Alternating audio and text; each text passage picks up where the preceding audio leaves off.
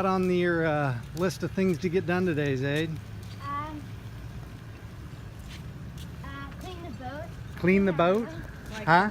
Like scrub the inside of our room with like soap and water. Soap and water? Yeah. Yeah. And then what? Once that's all cleaned out, what do you got? I don't know. That's the only thing that I know we are doing then. Yeah. What do you got going today, Trin? So I'm gonna clean my room, our room, Gonna clean the room. and then hopefully roll out the mattresses. Yeah. That way it'll have a couple of days to Open up. Yeah. open up the memory foam. It's still floating, so that's good. What happened? Okay, so I've been down here for a handful of days anyway. Dad. So Nice day at the marina. it's hot.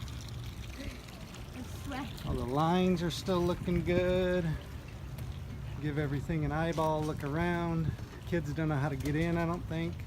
Yeah, So I'll that's have to good. show you. We'll have to show you how to get in because we can't get in that way. Look at the bay. So it's work day today. This is all the stuff, not quite all the stuff. This is some of the stuff as well that came out of where the kids' room is. That's our new AC, which will be in shortly, which will be important because it's down in the bedrooms.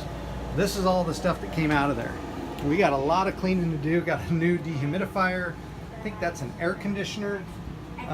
All of this stuff that came out of the kids, which again they have to clean because it was sitting for a long time and then it was used for storage. So they've got to vacuum everything, vacuum out the drawers, the closets, all up in the sills, and the beds and the floors. Then they're going to come back through and wipe it down so it is sparkling clean.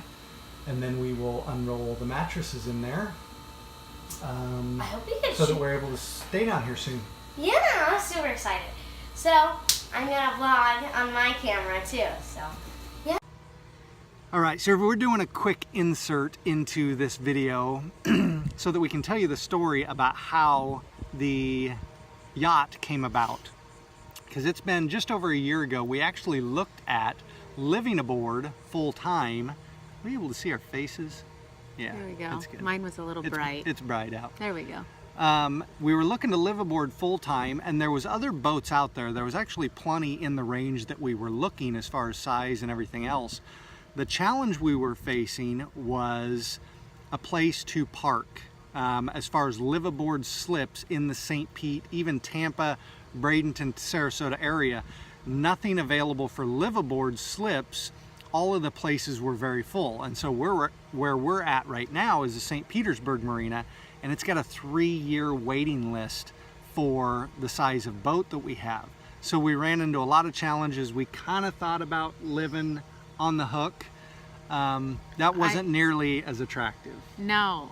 I mean, it was fun to look at from the road when we would see, or when I would see boats anchored out. I'm like, oh, that'd be fun, but it's at the time it seemed more like a hassle, just dealing with a dinghy at all times of the day, like having the kids on the boat and not being convenient to get off when we wanted. It probably wouldn't have been a big deal, but I guess it just wasn't attractive at that time because it wasn't the right time to live aboard, I think. Yeah, so during our look, again, a little over a year ago, we saw a lot of boats we liked, and we kept seeing one. We live in Tierra Verde, so in order to get, we're on an island, and in order to get to here, we have to go across a drawbridge. And for probably 6 months, there was a really cool looking boat anchored off, and kept wanting to see it, took pictures of it, really liked the layout of it, everything else from what we could see.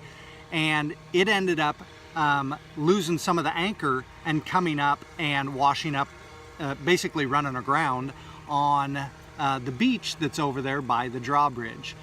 And so we looked at it then too. I don't know, it was washed aground for a couple of weeks. It's like no one did anything with it. And then one day we did see the salvage company and the Pinellas County sheriffs out there, and they were pulling it off of there. And that's kind of the last we saw of it.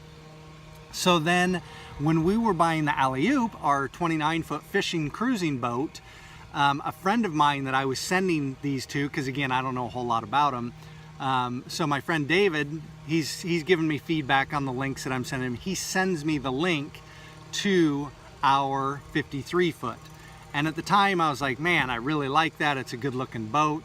But we just weren't quite looking at that time. We were looking now for fishing boats. Got the fishing boat, cruised home, and I don't even know what brought it up, but we were like, hey, maybe we should revisit this Liveaboard thing. Well, he sent the link to Jeff when we were at the DMV applying for the kids' passports. So we're in the waiting room. We only had to wait there for 5 minutes before they took the kids' pictures and all that. And Jeff shows us this boat, and we're like, oh, that's awesome. Wow, look at that. He's even stepping off the length in the DMV, like showing us how big this boat actually is. And I remember thinking like, oh man, that would be cool. And I didn't have like anxiety about it like I did a year ago when we were looking at bigger boats. But I was like, no, we're not getting that yacht. We just bought the fishing boat. So I guess the timing wasn't right again. Yeah, and we were in our condo here, and I had just told the owner of it a couple of weeks before. I said, hey, we plan on renewing again in July, have the management company send over the new lease. We'll get that taken care of. They never did send it over. And so again, we were looking at it, and it's like, you know what? I'm gonna go look at this boat. It was in St. Pete Marina. It kind of solved one of our issues because it had a slip, so we'd be able to transfer it. And so it was on Facebook Marketplace. I messaged him, got no response from him. And I was like, I'm gonna do a little legwork. I went down to the marina, showed them a picture of it. They knew exactly who it was, gave me a phone number, and it was a disconnected number, went to an old business, but I could see the boat from the marina. So once again, I'm doing more legwork. I walk around, I wait. It's, you have to go through the shower house, which is locked, to get into the slips. And so I knocked on the door, I waited for people, someone finally let me in. I walked down to the slip and I said, hey, this looks really familiar.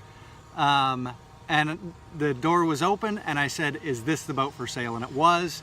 And come to find out, after I get down there looking at it, this is the boat that was anchored off of the drawbridge that we'd been looking at over a year ago. And in the meantime, of course, now we have concerns of it being running aground and everything else. It's not like it ran aground under power, but it drifted. But it was the salvage company. It was the guy, he was retiring from his salvage business, moving to Guatemala. He redid the whole bottom. They fixed everything that had any issues, put new props, new rudders, new bottom paint. Obviously, all the fiberglass that had any issues was fixed. All of that stuff. They'd been living on it for a month while they came back from Guatemala to do their taxes. And yeah, it was him and his wife that were living on it. Yeah, that was a Saturday morning. I came home and got Stacy, went back and looked at it Saturday afternoon. Yeah. Made him an offer maybe that night. Yeah, and then he went back and forth a little bit. Yeah. Agreed on a price. Just for a couple days. Yeah. Well, it seemed like a couple days, but I mean that Sunday morning when we were sitting outside at church. Yeah. You guys were texting, but. Yeah. So we thought it was kind of a cool story. Something, like I said, that we were, and we ended up closing on it, buying it that same week, within a week's time. But just how we had ideas of living aboard, it wasn't working out, how we ended up seeing this one, had liked it for so long, and then how this one came about, and the energy that kind of went into it, and just how it worked out timing wise. Again, the owner of our condo never did send the stuff over, otherwise we would have been in our lease for another year. So this was good timing as well. Gave us like 7 weeks to get things in order. Again, it's a fully furnished condo that we're in, so we don't have to worry about anything else. We can pack up our clothes and a couple of electronics, go to the yacht, which again is pretty well fully furnished. A couple of things we had to get, and then we get our next chapter coming in. So it's exciting. Yeah, we just thought we'd share that story with you as far as how we came across it. So Hope you enjoy the story. Let us know if you are liveaboards or wanting to live aboard, kind of the things that you're going through, your challenges, and how you came across deciding that you wanted to live on a boat and how you're doing now.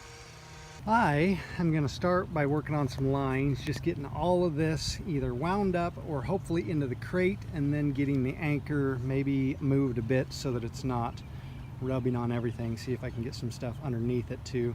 Just look at that beast. How much fuel do you think that baby's burning? Bomb. So they got Okay, some grab him little with the crab towel. on there. Look at it. Hi, little buddy. Instead of a spider, we have a crab in our house. Yeah. Our boat. Yeah, so just move that. Grab him with that. He's not going to pinch you. Yeah, he's super tiny. And then you can just throw him back out into the ocean. Yep. Use the smaller Yeah. one. Yeah, keep it open and just use that.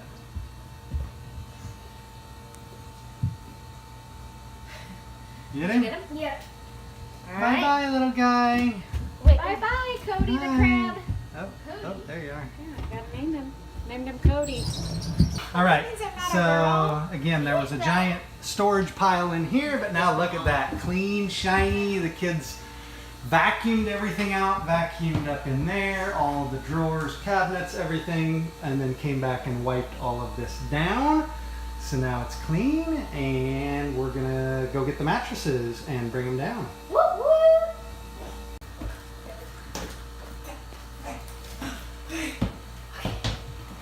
Okay, then go easy. You might have to set yours down, Trin, and let it tip. Now stand it up. Yeah, 6 months ago when they got their other beds and mattresses, they built their own beds. I built mine and Mom's, and I put them in We need charge some of building ours. scissors. Scissors. Well, there's probably a Can you go grab it? box knife up on the bar. And we have to put it on our mattresses, which are heavy. Yeah. We're peeling layers of skin here. This top part is called the epidermis. Or the dermis. I don't remember. I know there's layers She's of the looking skin. in the mirror. Yeah. She is We're not giving medical advice here. See, I even went to school, graduated high school, and I don't know which layer of skin is what. Jeff, are you really excited to move on to the yacht? I am excited to put the yacht to use. That's still my most excitement, is not necessarily living on it, which I think will be cool. I was hearing all the different noises when I was up topside, including I can hear the door every time the marina office opens. It goes, meanie. Oh. I have to pay attention, but I was like, what's that noise? And now I recall from being over there a few times that it was a marina door. So I'm excited for the new sounds, the new views, and also putting this baby in gear and heading out. Ah, so much better. Lines, indecent lines. Got everything up, so now even if we were to drop anchor now, this would peel off right. Got everything untangled. Got an empty crate. Who knows what'll happen with that. Nice big open, can walk everywhere. Looking good. Maybe time to go up top and see what's going on up there. Got wrangled into doing trash, so we're taking the mattress boxes. That's for the air purifier. I got that the other day and set that up in there. So we got those. Go down and find the dumpsters down by Fresca's. So we take our trash too. All right, so we had a pretty dang good day on the yacht as far as getting a lot done. Got the lines sorted out, got the kids' areas completely cleaned out, got their mattresses put in, cleaned up some of the other stuff. I checked out the extra bimini top, and it's in really good shape. Needs just maybe hosed down, and then it can go on and get that folded up as well. But I am at home now. Got a nice little Tampa Bay in the background. But I'm getting to work here because, see what I got. It's Chapman Piloting and Seamanship, and this baby is thick, and it is not small print, or I mean large print. The reason is no one wants to insure us because I have no experience with a boat this size. And it's comical because I said, okay, you know, because we have our 29 foot, and they said, you know, because you have no experience. I said, well, how does one go about getting insured without, I mean, what goes on there? They're like, well, most people don't jump from a 29 foot to a 53 foot. And they take baby steps. Well, that's us. We don't do things like everyone else. So here we are. So I'm going to get to reading on this. I think some of my options now for getting it, they have, even with a captain, because I submitted my captain's information, which he's been on boats since he was a baby.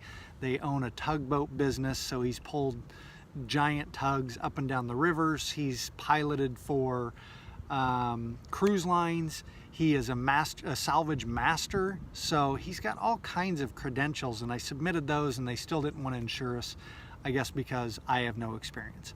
So my thing to get experience now is start logging some hours on the boat, and I will probably go through the Coast Guard course, which our entire family is going to go through, and then I will probably go ahead and get my captain's license, so hopefully they will insure us. And so I'll see how fast I can get it, but that's a start, is to go through the big book. And this is, there was others we found at the library too, but this one seemed to be the most detailed, the most comprehensive, and so I'll go through and start gaining some knowledge. So let me know who you use for your insurance. I've tried, let's see, I think it's Progressive, Boat US, Markel, USAA, I think are the 4 that I've tried.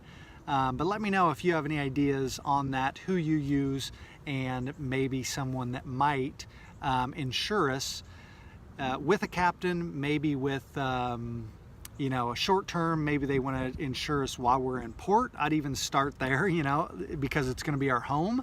I would love to have it there. You know, if heaven forbid a storm came through and we're just parked in port, that's not a captaining problem. That's a storm, right? So let me know, drop me a comment in there, and let me know your thoughts on that and any insight you may have into it. All right, we'll see you in the next episode.